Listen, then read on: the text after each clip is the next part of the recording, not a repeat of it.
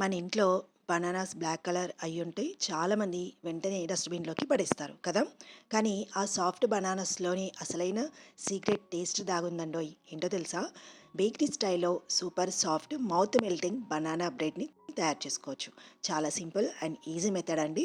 So, ఈ వీడియోలో చూపిస్తున్నాను. తప్పకుండా చూడండి. Welcome back to our channel my home my choice. నేను మీ సమత. ఇక నేను బాగా పండిన 2 అరటి పళ్ళను తీసుకున్నానండి. సో, ఈ అరటి పళ్ళతో మనం ఇప్పుడు బనానా బ్రెడ్‌ని ప్రిపేర్ చేస్తున్నాము. ఓకేనా? ఫస్ట్ మనం ఓవెన్ ఉంటే ఓకేనండి. లేదంటే ప్రీహీట్ చేసుకోవాలి. దానికోసం నేను ఇలా ఒక పెద్ద గిన్నె పెట్టుకుంటున్నాను. అంటే ఇది కొంచెం మందపాటి గిన్నె అనమాట. అలాంటిది పెట్టుకొని దీంట్లో సాల్ట్ ఇసుకనన్నా వేయాలి. సో, దానివల్ల టెంపరేచర్ అనేది ఈక్వల్‌గా స్ప్రెడ్ అవుతుంది. నేను సాల్ట్ వేసుకున్నాను. దానిపైన ఈ విధంగా స్టాండ్ పెట్టుకున్నాను.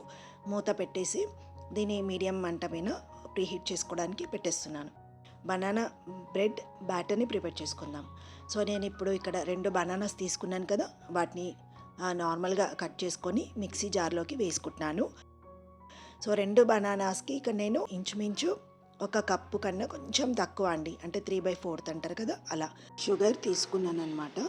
సో, దీంట్లోకి వేసుకొని మిక్సీ చేసుకోవాలి. మనం ఇంకా కాస్త స్వీట్ ఎక్కువగా ఇష్టపడి ఉంటే ఒక కప్పు షుగర్ వేసుకోండి, బాగానే ఉంటుంది. సో, ఇలా చాలా స్మూత్‌గా మంచిగా బ్లెండ్ చేసుకోవాలి. చూడండి ఎంత బాగుందో. ఇలా ఎంత స్మూత్‌గా బ్లెండ్ చేసుకుంటే మనకి ఫ్లఫీగా అంత బాగొస్తుంది. సో, ఇప్పుడు ఈ పెద్ద ఒక బౌల్ తీసుకున్నాను కదా! దీంట్లోకి ఇప్పుడు మనం ఆల్రెడీ బ్లెండ్ చేసుకున్న ఈ బనానా బ్లెండ్‌ని వేసేసుకుంటున్నాను. ఇప్పుడు దీంట్లోకి మనం వెనిలా ఎసెన్స్. సో, నేను ఇక్కడ వెనిలా ఎసెన్స్ వేస్తున్నాను. మీ ఇష్టం, మీ ఫ్లేవర్‌ని బట్టి వేసుకోవచ్చు. సో, నార్మల్‌గా అయితే వెనిలా ఎసెన్సే వేయాలండి. టేస్ట్ బావుంటుంది. ఇక్కడ ఒక spoon vanilla essence and 1 spoon vinegar and half cup oil వేసుకుంటున్నాను. సో, ఇవన్నీ కూడా బాగా మిక్స్ చేసుకోవాలి. మిక్స్ చేయడానికి టైం పడుతుంది. సో, మీరు ఎంత బాగా మిక్స్ చేసుకుంటే బ్యాటర్ అంతా బాగా ప్రిపేర్ అవుతుంది. చూడండి ఎంత బాగుందో. ఇప్పుడు దీంట్లోకి నేను మైదా వేసుకుంటున్నాను. సో, ఒక కప్పు మైదా వేసుకోండి. అలాగే హాఫ్ కప్పు కోకో పౌడర్ వేసుకోవాలి and 1 spoon baking powder, half teaspoon baking soda and half teaspoon salt. So, ఇవన్నీ వేసుకొని జల్లెడ పెట్టేసుకుంటున్నాం. ఉండలుగా లేకుండా స్మూత్‌గా ఇలా పౌడర్ లాగా పడాలన్నమాట. సో, ఈ విధంగా చక్కగా పౌడర్‌ని జల్లెడ పట్టేసుకొని వేసుకోండి ఇలా. ఇప్పుడు ఒకసారి మొత్తం కలిపేసుకుందాం. ఈ బ్యాటర్ కొంచెం గట్టిగా ఉంటుందండి. కలిపేసుకున్నాక మీకు అవసరం ఉంటే వాటర్ మిల్క్ యాడ్ చేసుకోవచ్చు.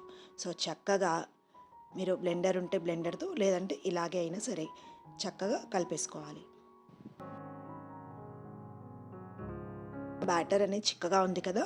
కాస్త పల్చగా అవ్వడానికి కోసం మిల్క్ యాడ్ చేసుకుంటున్నాను. ఒక హాఫ్ కప్ మిల్క్ యాడ్ చేసుకొని కలుపుకుంటున్నాను. చక్కగా బాగా కలపాలండి. బ్యాటర్ చక్కగా ప్రిపేర్ చేసుకొని రెడీ చేసి పెట్టుకోవాలి. పర్ఫెక్ట్‌గా ఉంది, సరిపోయింది. ఇప్పుడు దీంట్లోకి నేను చాకో నట్స్ వేసుకుంటున్నానండి. అంటే కొంచెం ఫ్లేవర్ బాగుంటుంది కదా! దానికోసం వేసుకుంటున్నాను. వేసుకోకుండా కూడా పర్లేదు.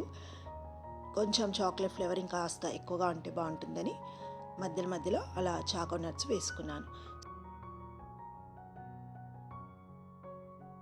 సో, నెక్స్ట్ మాల్స్ ఉంటాయి కదా! మనకి షేప్‌ని బట్టి మనం ఏ షేప్‌లో కావాలంటే ఆ షేప్ మాల్ తీసుకోవాలి. సో, నేను ఇక్కడ ఇంట్లో రెగ్యులర్‌గా మనం టిఫిన్ బాక్స్‌లు వాడతాం కదండీ! అలాంటి టిఫిన్ బాక్సే తీసుకున్నాను. సో, స్టీల్ అనమాట. ఈ దానికి మనం కింద బటర్ పేపర్ వేసుకోవాలి. సైజుని బట్టి చూసుకొని కట్ చేసుకొని కింద నేను బటర్ పేపర్ వేసుకుంటున్నాను. అంచులకి, సైడ్స్‌కి మొత్తం కాస్త ఆయిల్ స్ప్రెడ్ చేసుకోండి. మనము ఈ బ్యాటర్ వేసుకున్నప్పుడు అంటుకోకుండా ఉంటుంది. సో, ఇలా చక్కగా కట్ చేసుకొని బటర్ పేపర్ వేసుకున్నాను. దీన్ని ఈ బాక్స్‌లోకి వేసుకొని స్ప్రెడ్ చేసుకోవాలి. వేసుకున్నాక ఒక్కసారి బాక్స్‌ని ఇలా షేక్ చేస్తే ఈక్వల్‌గా స్ప్రెడ్ అవుతుంది. ఇప్పుడు పైన కాస్త డెకరేట్ చేసుకోవడానికి నేను మళ్ళీ చాకో నట్స్ వేసుకుంటాను, లేదంటే డ్రై ఫ్రూట్స్ ఏదైనా మన ఇష్టం. ఏది ఇష్టం ఉంటే అది వేసుకోవచ్చు. సో, ఇలా అన్నీ స్ప్రెడ్ చేసుకున్నాం కదండి. ఇప్పుడు మనం ప్రీహీట్ పెట్టుకున్నాం కదా! సో, అది మూత తెరిచి దాంట్లోకి ఈ బాక్స్ని పెట్టేసుకొని మూత పెట్టేసి మినిమం 30 to 40 మినిట్స్ బేక్ చేసుకోవాలండి. సో మధ్యలో మధ్యలో తెరవకూడదు, చెక్ చేసుకోవడానికి కూడా అవసరం లేదు. ఎందుకంటే ఆ టెంపరేచర్ అనేది బ్రేక్ అవుతుంది. మీ దగ్గర అవెన్ ఉంటే 180 డిగ్రీస్లో 40 మినిట్స్ బేక్ చేసుకోవాలి. బాగా పొంగుతూ పైకి వచ్చేసింది కదా, సో పర్ఫెక్ట్గా బేక్ అయిపోయిందండి. మనకు లోపల బ్రెడ్ ఉడికిందా లేదా, ఇంకేమైనా తడిగా ఉందా చెక్ చేసుకోవాలంటే ఇలా ఒక స్టిక్ పెట్టుకొని మనం చెక్ చేసుకుంటే మనకి మొత్తం డ్రైగా అవుతుంది. ఇది బాగా వేడిగా ఉంటుందండి, కాబట్టి బయటికి పెట్టాక మినిమం ఒక 15-20 మినిట్స్ వరకు వెయిట్ చేయాలి, అంటే చల్లారాకనే తీయాలన్నమాట.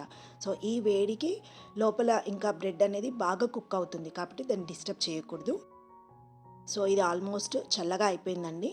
సో ఇప్పుడు మనం దీన్ని కట్ చేసుకోవచ్చు. లైట్గా మనం నైఫ్తో చుట్టూ ఇలా అనుకుంటే మనకు ఫ్రీగా వచ్చేస్తుంది. సో ఈ బాక్స్ని మనం తిప్పి పెట్టేస్తే మనకి బ్రెడ్ అనేది ఈజీగా వచ్చేస్తుంది. సో ఈ బ్రెడ్ కూడా చాలా ప్లఫీగా అండ్ కరెక్ట్గా కుక్ అయిందండి. చూసారు కదా ఇలా. తర్వాత దీనిపైన ఉన్న ఈ బటర్ పేపర్ని తీసేసి మనకు ఏ విధంగా కావాలంటే ఆ విధంగా కట్ చేసుకోవచ్చు. చాక్లెట్ ఫ్లేవర్తో లేదంటే ఇంకేదైనా ఫ్లేవర్తో డెకరేట్ చేసుకోవచ్చు. సో చాలా సింపుల్గా ఇంట్లోనే బనానా బ్రెడ్ని ఏ విధంగా ప్రిపేర్ చేసుకోవచ్చో చూసారు కదండి. ఒక్కసారి ఈ బనానా బ్రెడ్ మీరు కూడా ప్రిపేర్ చేసి టేస్ట్ చేస్తే ఇది నేనే చేశానా అనిపించేలా ఉంటుంది, ఎందుకంటే అంత పర్ఫెక్ట్గా కుదురుతుందండి. చాలా సింపుల్గా అయిపోతుంది. సో మీరు ఇంకా బేకరీకి వెళ్ళాల్సిన అవసరమే లేదు తెలుసా, అంత బాగుంది. నాకైతే చాలా బాగా నచ్చిందండి.